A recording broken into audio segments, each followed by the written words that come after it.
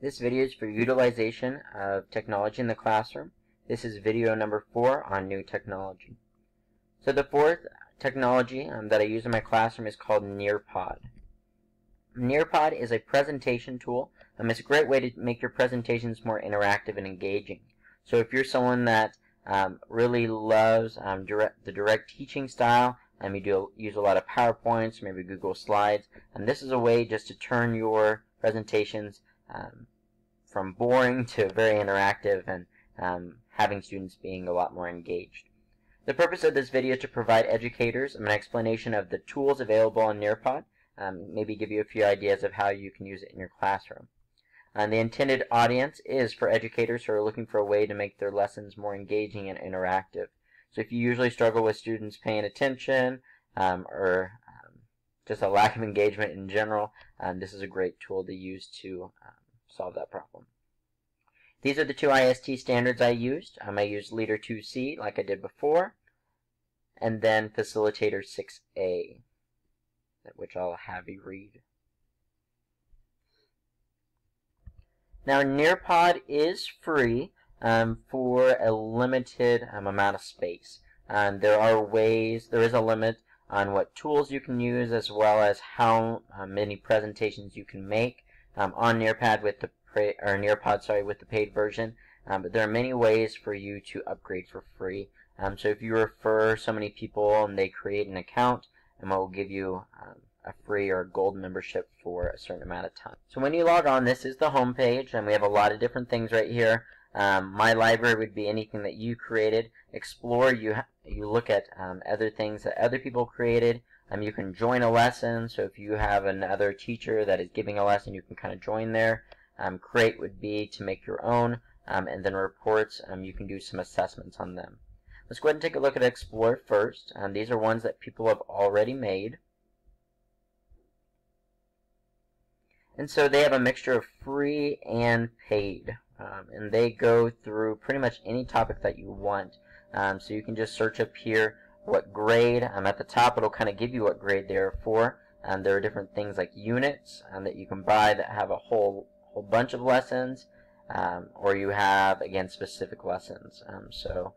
Again, some of them are free. I would say most of them, though, are paid. Still haven't found a way for me to use to use my lessons and get paid for those. I don't know if that's available, but again, there's a great plethora of units here.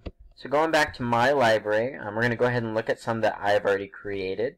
I have made quite a few on here. I went from being a gold member for a while to not, but it does let you keep the ones that you did make. I'm going to go ahead and look, in third grade we take a look at continents in general. I'm going to go ahead and choose this one right here. So there are two ways I can do it. You can look at a live lesson, so that is me giving a lesson to students, and then the student pace is going to be the student version. Let's go ahead and look at the live lesson first. So when students get on Nearpod, and again it's either an app or they can get on online and just type in Nearpod, and it's gonna give you a code, and so this is how they're gonna get into your class, or not in your class but in your lesson for that day, and the code will change every single time you come in. So this is not the code, and if I were to reload this and have to start over, it would give me a different code.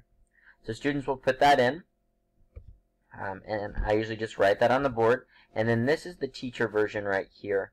This is my screen. This is how I control. So one thing I really like about Nearpod is I have the control to have students control what slide they're on. So they can't go back to slides without me letting them.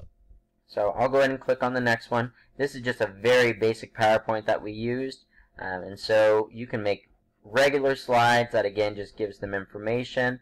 I just uploaded a PowerPoint of mine, so that's one of the things you can do. You don't have to create new content. Now, as well as there are some interactive things. So on this one it says circle the continent of Australia. So they would have this. There's different drawing tools on there. So they would draw and then send it to me. And then from there I can actually see students and share one I like, or maybe one that wasn't correct, and have them edit it without the student's name on there. So we have, again, just some more slides here.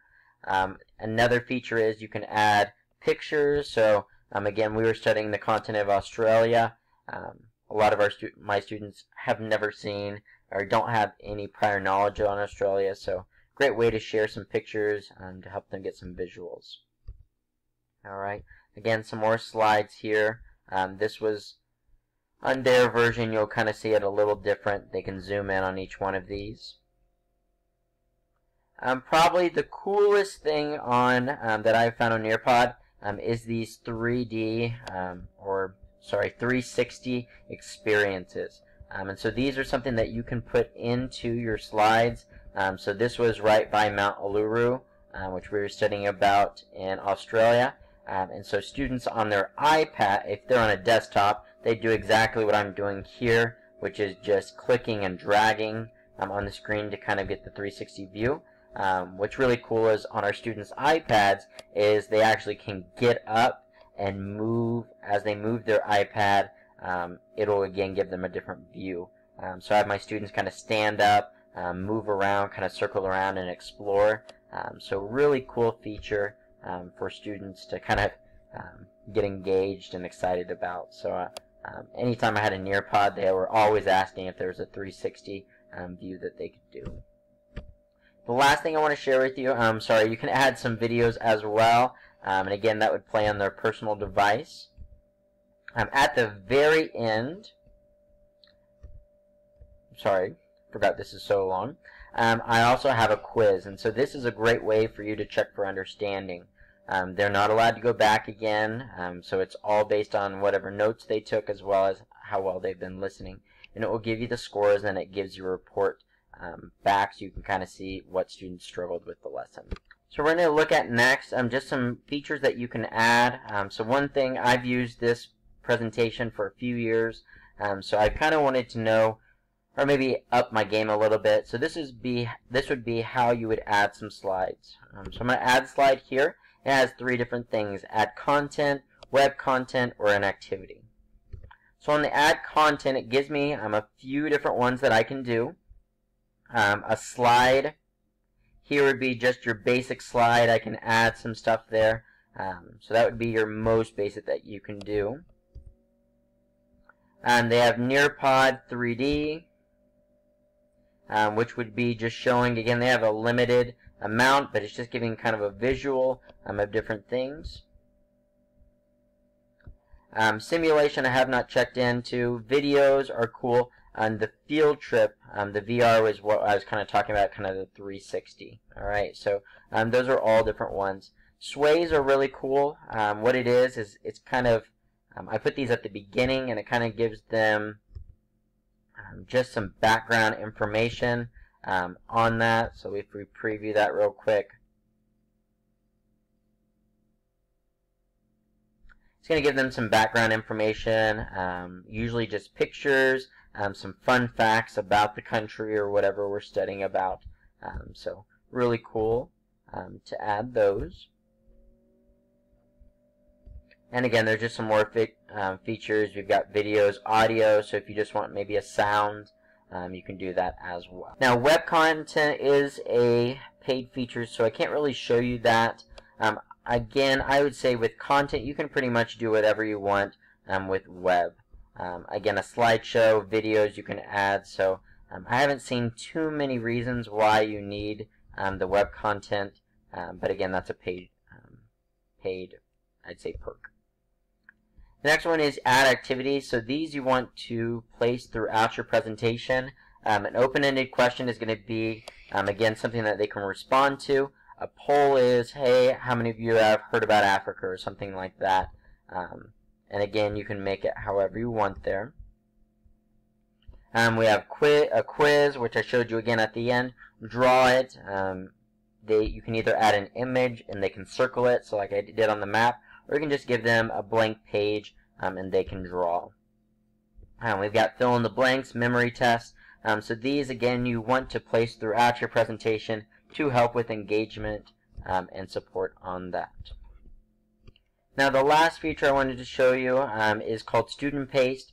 So if you have a student that was gone for the day, or they know they're going to be gone with athletics, if you click this Student Paste, it will give them a link just like it does for the live lesson. Unfortunately, in the last, I would say, few months, they actually made this a paid feature. So before, what you would do again is send that, and they can kind of scroll through. But again, Nearpod is still a great tool to use for your presentation tools. Again, if you're looking for a way to engage your students, make them excited about social studies, science, whatever you're presenting on, I would say Nearpod is a great tool.